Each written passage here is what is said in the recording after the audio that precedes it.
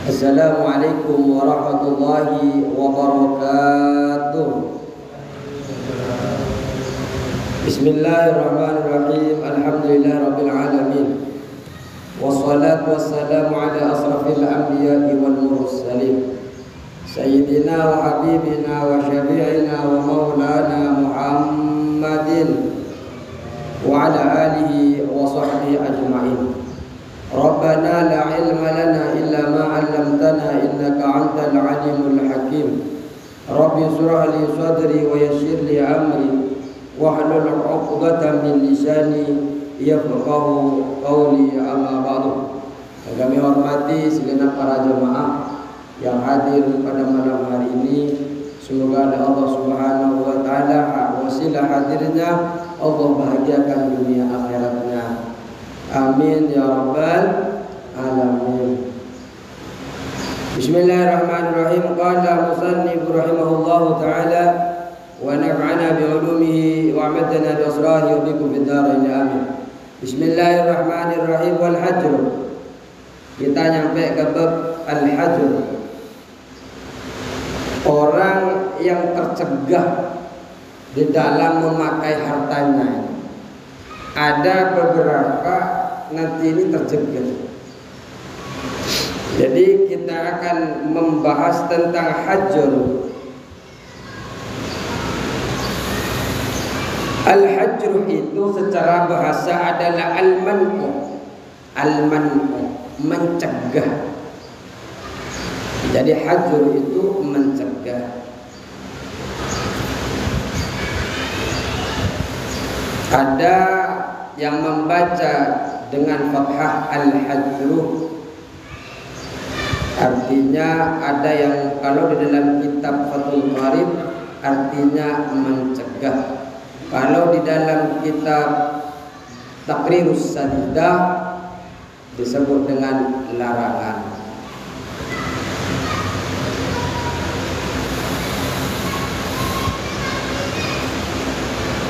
Terus secara syariat, kalau tadi secara bahasa mencegah atau larangan, kalau secara syariat adalah man'u tasarruf fil mali, mencegah dari menggunakan harta. Jadi malam hari ini kita akan mempelajari orang-orang yang tidak boleh menggunakan hartanya. Tidak semua harta kita kemudian boleh kita gunakan, Pak. Ada yang memang tidak boleh menggunakan harta yang mereka miliki. Setidaknya nanti itu akan diberikan. Kalau di dalam kitab Taqrirus Sadidah itu dibagi menjadi dua. Ada kelompok yang dilarang mentasarrufkan. Tasarruf itu menggunakan. Dilarang menggunakan hartanya untuk kebaikannya sendiri. Ini yang pertama. Ada kalanya dilarang menggunakan hartanya itu untuk kebaikan orang lain. Jadi ada larangan itu sejatinya untuk kebaikan dirinya, ada larangan itu untuk kebaikan orang lain.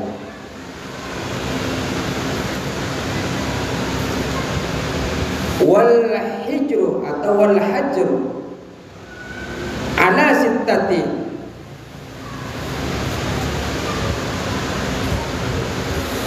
Hajru atau hijru bisa difathahkan, bisa dikasrohkan.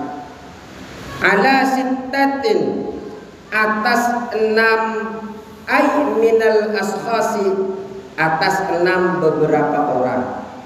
Jadi orang yang dilarang untuk mentasarrufkan hartanya itu ada 6 orang, Pak. Tidak boleh menggunakan hartanya. Siapakah 6 orang itu? Yang pertama adalah as-sobiyu. Sobi, anak kecil. Anak kecil ini tidak boleh, Pak. Makanya nanti yang saya katakan tadi, dilarang mentasarrufkan harta, menggunakan harta karena ada kepentingan kebaikan kepada dirinya, ada juga kepentingan kepada orang lain. Kalau yang kepentingan dilarang karena kepentingan kepada dirinya, diantaranya adalah anak kecil.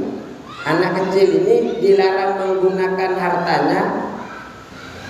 Anak kecil ini kan belum tahu, Pak. Sumbangannya dapat warisan, ya, entah dari orang Qatar, entah dari orang Arab, entah orang dari mana, dapat uang dia. Kalau tidak dicegah dari mentasarrufkan hartanya, maka ini bahaya, bisa habis hartanya karena dia tidak tahu pentingnya uang untuk masa depannya. Yang kedua adalah wal majnun. Nah, majnun ini termasuk orang gila. Orang gila ini termasuk kepada kelompok yang dilarang untuk kepentingan dia. Dikhawatirkan ketika dia sudah selesai gila, udah waras lagi, ternyata mau menggunakan hartanya sudah habis karena dibelanjakan waktu dia gila. Makanya dia dilarang untuk menggunakan hartanya apabila ada dia di dalam dirinya itu harta. Kemudian apa lagi? Wasyafihi, dan syafi. Orang syafi itu adalah al-mubaddiru limalihi. Ini syafi, orang yang menghambur-hamburkan hartanya, orang yang mengelola hartanya bukan pada semestinya. Ini namanya syafi. Orang yang menghambur-hamburkan harta ini tidak diperkenankan untuk menggunakan hartanya. Namun sebenarnya ada pembahasan yang lebih detail, Pak. Contoh masalah anak kecil tadi ya. Berarti yang termasuk kepada larangan mentasarrufkan harta yang baik kepada dirinya ini sebenarnya ada 3. Pertama adalah anak kecil, yang kedua adalah orang gila, yang ketiga adalah syafi. Syafi ini ada yang mengartikan idiot, Pak. Ada yang mengartikan syafi ini juga lemah akalnya.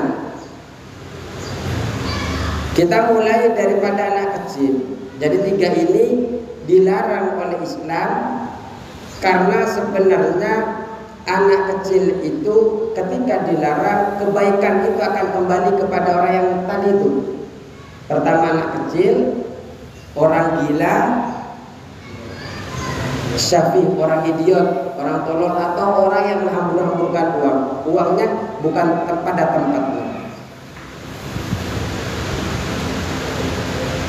Anak kecil ini, Pak, dilarang, dibatasi mentasarrufkan hartanya tanpa harus ada ketetapan dari qadhi atau hakim.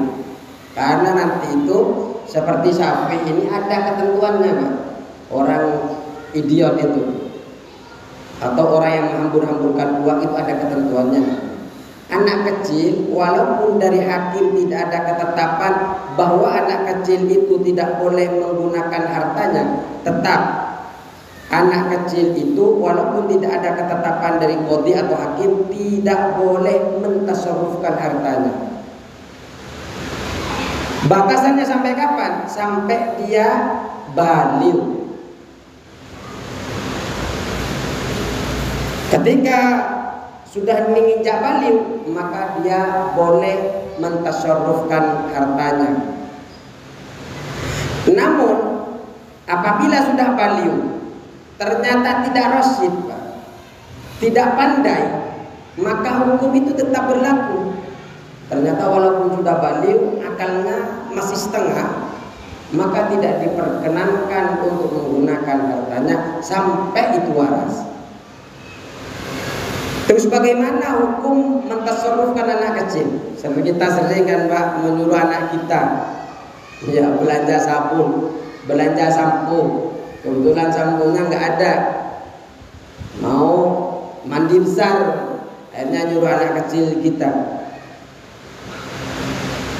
Setidaknya anak kecil itu mentasarrufkan, memakai atau jual beli, hukumnya kata tadi itu kan tidak sama, tidak sah, kecuali ada izin daripada walinya.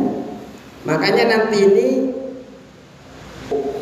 anak kecil itu menjual atau membeli sesuatu dianggap belum sah kecuali mencapai dua hal. Yang pertama adalah, menurut pendapat yang pertama, jual belinya anak kecil ini jika mendapatkan izin dari walinya maka hukumnya sah. Jenengan nyuruh anaknya beli pentol, sah hukumnya kalau atas izin walinya. Kemudian menurut pendapat yang kedua, jual belinya anak kecil ini terhadap al-muhaqqarat atau barang-barang yang kecil, remeh-temeh, tidak berharga, hukumnya sah baik mendapatkan izin dari bapaknya, dari walinya atau tidak. Nah, ini pentingnya kita belajar hukum. Artinya kita menyuruh anak kita itu bukan hanya sekedar saya ingin mengajarkan anak saya biar tahu cara beli, biar tahu cara interaksi dengan orang. Tidak hanya begitu, tapi kita betul-betul tahu hukum mengatur di dalam bertransaksi bagi anak-anak. Siapa yang dimaksud dengan wali di sini, Pak? Bagi anak-anak kita, baik anak laki-laki ataupun perempuan, yang dianggap wali yang jelas adalah ayah kandungnya yang adil. Kemudian ayahnya ayah. Berarti kalau ayahnya ayah, kakek. Ayahnya kakek, buyut kalau masih itu. Dan seterusnya sampai jalur ke atas. Ini yang dianggap adalah wali daripada anak-anak kita.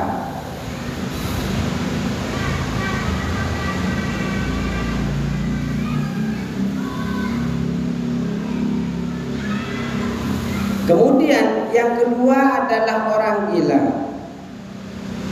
Orang gila ini dilarang oleh agama untuk mentasarrufkan hartanya, untuk memakai hartanya sampai dia sembuh.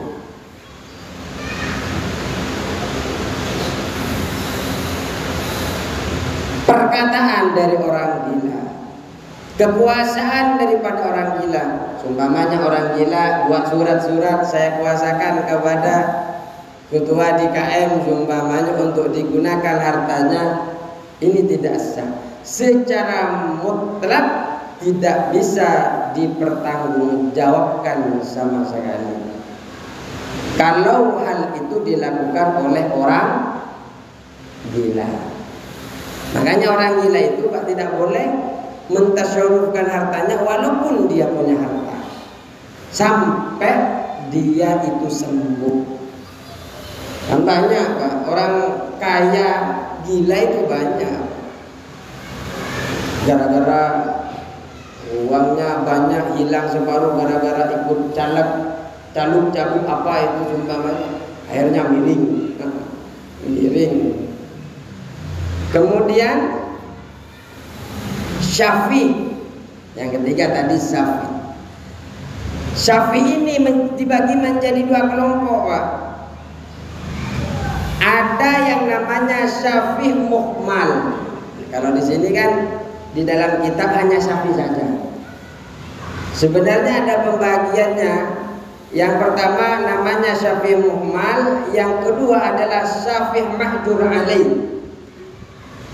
Kalau syafih muhmal, orang yang sudah balighh, pandai, namun dia boros, Pak, menghambur-hamburkan uang, membeli sesuatu yang tidak sesuai pada semestinya. Ini juga syafi. Jadi syafi itu ada orang walaupun pandai, balighh, tapi dia menghambur-hamburkan uang, maka ini masuk kepada kategori hijr, dilarang pentasarrufannya. Transaksinya itu sah jika tidak ada ketetapan dari hakim. Qadhi, ya, kalau di Timur Tengah kan ada, Pak, orang yang kasih fatwa kan hakim, qadhi. Kalau tidak ada ketetapan bahwa dia dilarang, nah ini kalau orang yang pandai tapi menghambur-hamburkan uang, selagi tidak ada ketetapan dari hakim maka sah transaksinya. Tapi kalau transaksinya sudah dibatasi oleh hakim, hakim sudah melarang tasarrufannya, maka tidak sah segala transaksi yang dia lakukan. Kalau sudah ada ketetapan daripada hakim. Ya, kemudian yang disebut dengan syafi mahjur alaih, orang yang balighh tapi dalam keadaan bodoh, idiot, maka dia itu ditetapkan tidak boleh menggunakan hartanya. Mulai dia kecil, sejak lahir sampai dia pandai. Walaupun dia sudah balighh tapi tidak pandai, tidak rasyid, maka tidak boleh menggunakan hartanya dan tidak perlu ada ketetapan dari hakim. Kalau yang syafi mahmul itu kan harus ada ketetapan dari hakim. Oh, ini syafi, orang ini boleh atau tidak menggunakan hartanya, kan begitu.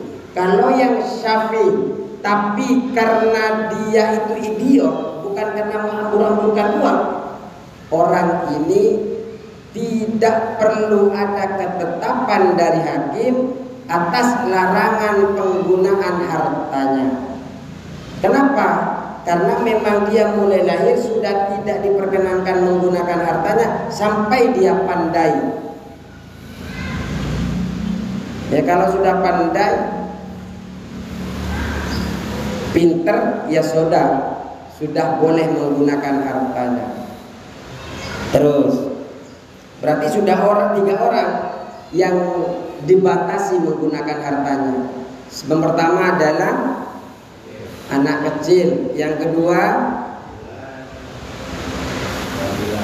gila, yang ketiga idiot atau yang suka menghambur-hamburkan uang. Yang keempat, wal muflisi, bangkrut. Siapa yang disebut dengan bangkrut? Man sara maluhu fulusan, yang menjadikan hartanya ini harta recehan. Apa yang disebut dengan harta recehan ini? Kuniya bihi an qillatil mali aw adamihi, yaitu orang yang dikinayahkan karena sedikitnya hartanya. Allati, kalau secara syariat, wal muflisi allati takabat uduyun, alladhi yang irtakabat yang bertumpuk padanya ad-duyunu, beberapa hutang. Dia memiliki hutang akan tetapi wala yafi maluhu bidainihi aw duyunihi, akan tetapi dia tidak bisa membayar hutang-hutangnya dengan hartanya. Dia punya harta, tapi dia tidak bisa membayar hutangnya dengan hartanya. Dia punya hutang 20.000, ternyata kekayaannya 10.000. Ini disebut bangkrut. Orang seperti ini sebenarnya boleh menggunakan hartanya bertransaksi, akan tetapi ada beberapa cara.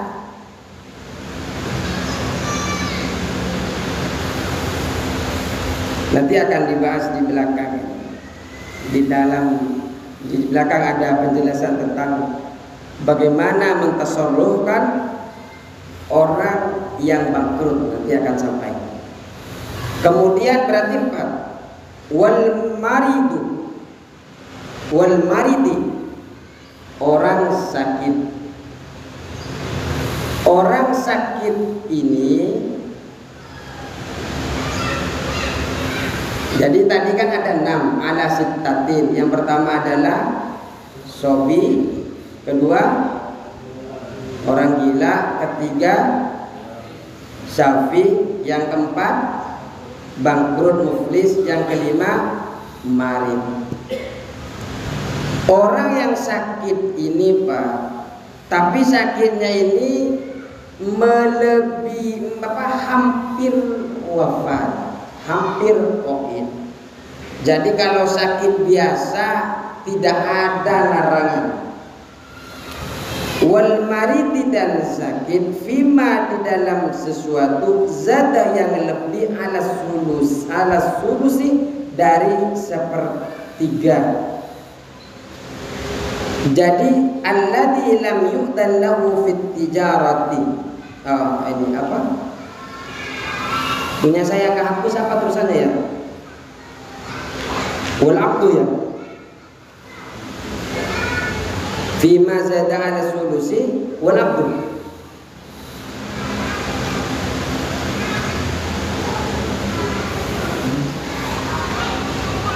Wal abdu ya.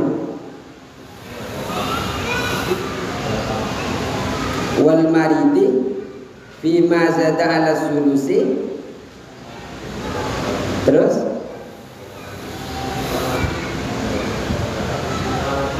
wal abdi. Ya, berarti ini lanjutannya. Wal maridi, dan sakit ini yang nomor berapa ini? 5. Orang yang sakitnya ini sudah hampir goib, sudah sekarat, khawatir wafat, maka tidak diperkenankan menggunakan hartanya melebihi 1/3 dari hartanya. Kenapa? Karena yang ditakutkan adalah ahli warisnya dirugikan gara-gara dia mentasyarrufkan. Tapi yang tidak diperbolehkan adalah mentasyarrufkan, menggunakan hartanya itu litabarruk, karena ingin sedekah, cari pahala sebenarnya. Ini tidak boleh bagi orang yang sakit. Nanti kita akan ada di belakang ini pembahasannya. Terus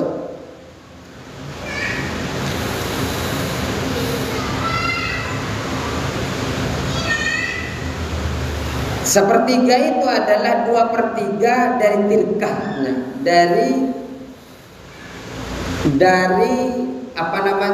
dari harta yang dia tinggalkan.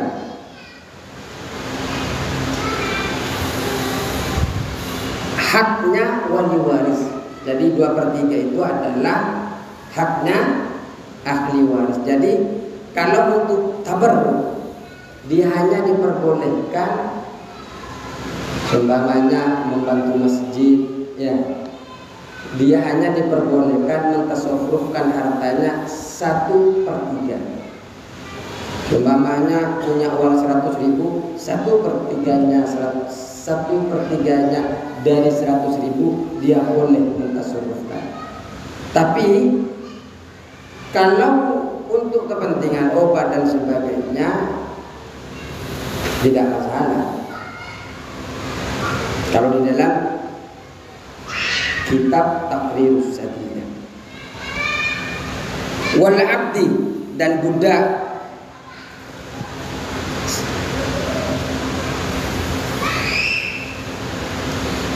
Tapi di sini Pak, apabila hadza illam yakun 'alal maridi dainun, apabila orang yang sakit ini tidak memiliki hutang. Kalau memiliki hutang, fa in kana 'alaihi dainun yastawriqu tilkatahu, maka menghabiskan hartanya ini untuk hutang.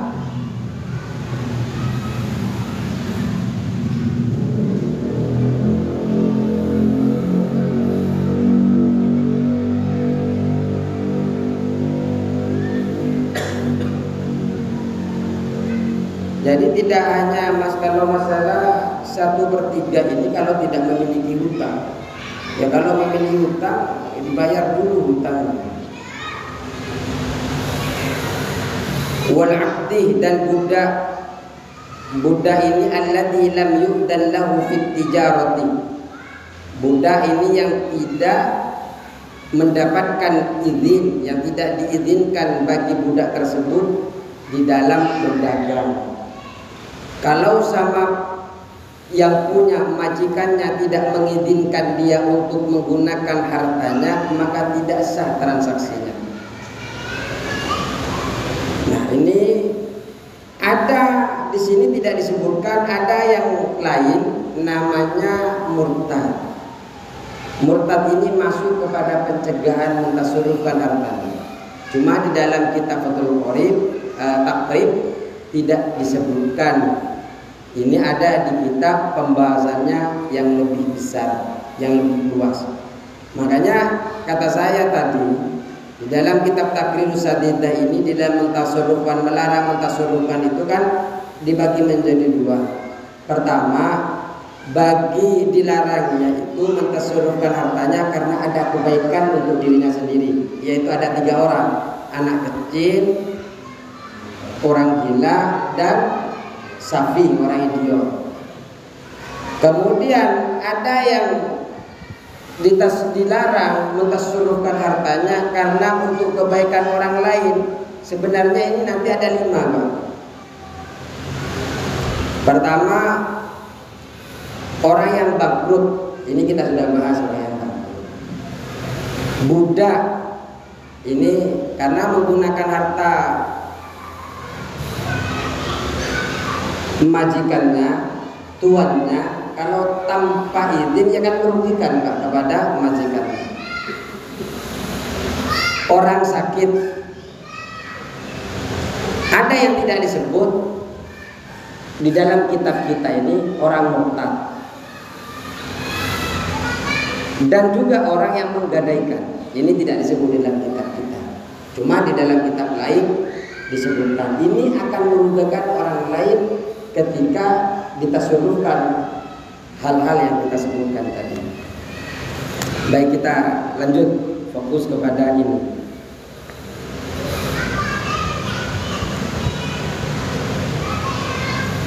Wa tasarrufu as-sabiyyi wal majnuni wasyafihi ghairu sahihin. Adapun menggunakannya anak kecil dan gila, orang gila dan orang bodoh, ghairu sahihin, adalah tidak sah. Jadi transaksi menggunakan harta dari anak kecil, orang gila, orang bodoh ini hukumnya tidak sah. Maka tidak sah dari mereka ini bai'un, menjual, wala syira'un, membeli, wala hibatun, memberi hibah. Anak kecil ngibahin tanah ke panjenengan, yo nggak sah Pak.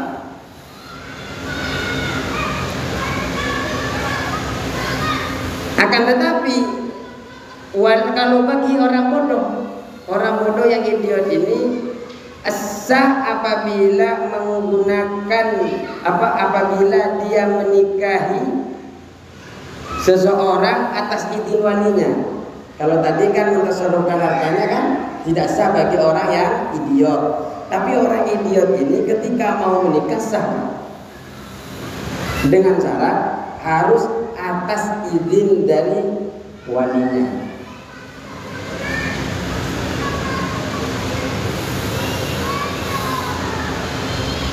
Wa tasarruful muflisi, dan mentasarrufkannya orang yang bangkrut yasiqu fi dhimmatihi, as-sah di dalam tanggungan, fi dhimmati di dalam tanggungan, di dalam jaminan.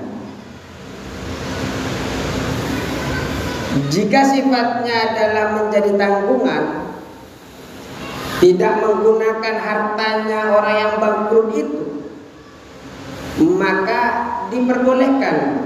Contoh akad salam. Akad salam itu kan harus bayar dulu, tapi barangnya belakangan. Ini akad salam, akad pesanan.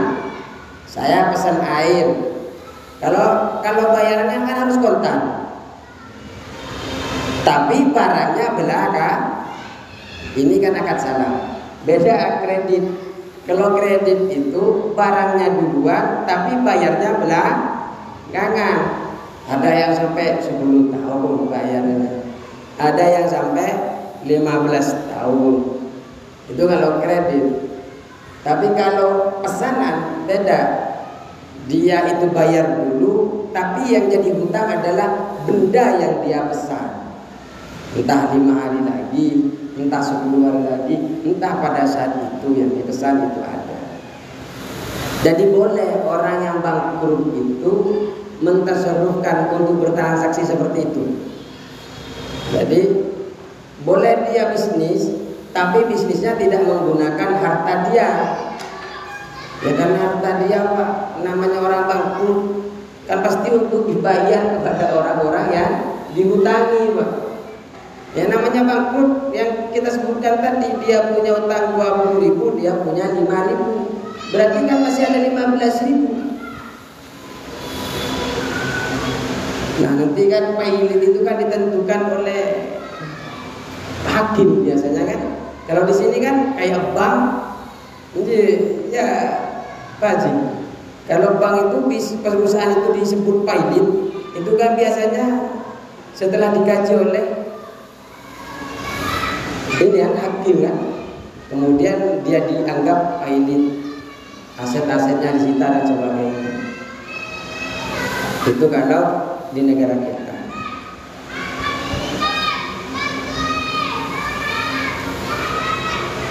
Jadi wa tasarruful muflisi yasihu fi dhimmatihi duna a'yani malihi, boleh mentasarrufkan bagi orang yang bangkrut ini sah bertransaksi di dalam tanggungan tadi yang kita jelaskan seperti akad salam, tapi bukan guna a'yani malihi, bukan beberapa benda hartanya, karena hartanya ini untuk disiapkan untuk dibayarkan hutangnya. Akan tetapi mentasarrufkan di dalam nikah, seumpamanya di dalam talak, ini sah Pak, walaupun dia bangkrut. Itu ya.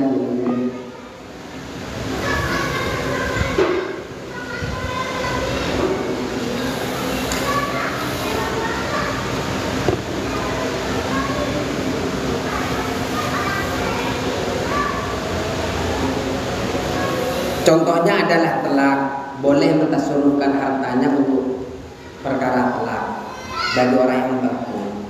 Atau hulu sahih, hulu'un sahihun, au fi nikahin au talaqin au huli'in sahihin. Hulu itu merusak pernikahan. Perempuan itu kan tidak bisa kita bisa menceraikan laki-laki kan, tapi dia bisa bisa merusak pernikahan. Udah, kamu saya kasih uang 2 juta, yang penting saya telak semuanya. Itu ada tata caranya di dalam Islam. Maka boleh mentasarrufkan hartanya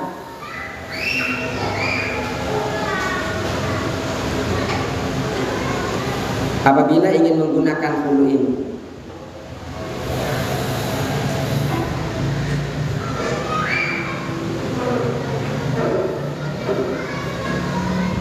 Terus watasarruful marid, dan mentasarrufkannya orang sakit fi ma zada ala sulusi, di dalam sesuatu yang melebihi dari 1/3, mauqufun ala ijazatil warasati, yang ditangguhkan atas izinnya ahli waris, mim ba'dihi, dari setelah wafat. Jadi yang atas izinnya ahli waris ini sebenarnya ketika dia sudah wafat.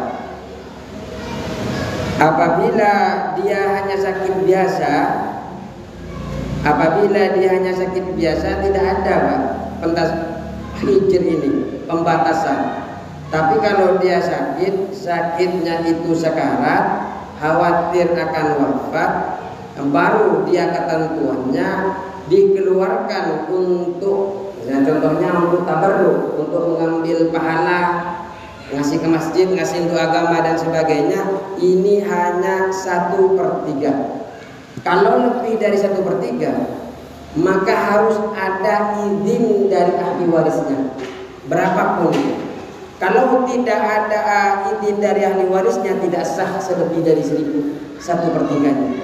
Ya, karena lebihnya dari 1/3 itu adalah milik dari ahli waris.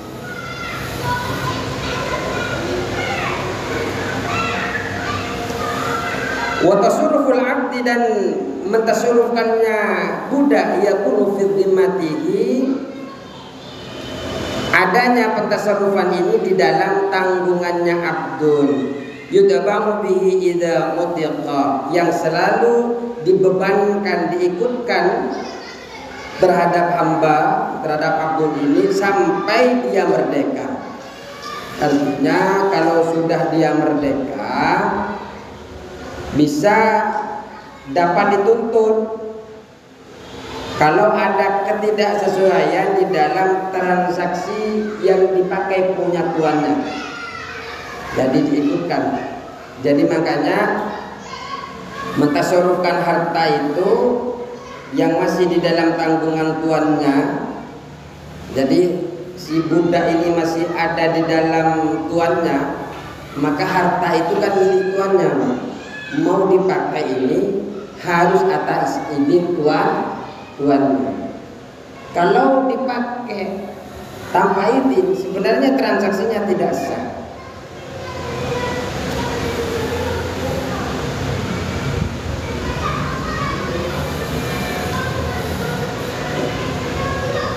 Ketika dia sudah pakai, maka ketika dia nanti itu sudah merdeka, maka bisa diminta itu sesuatu yang dia pakai.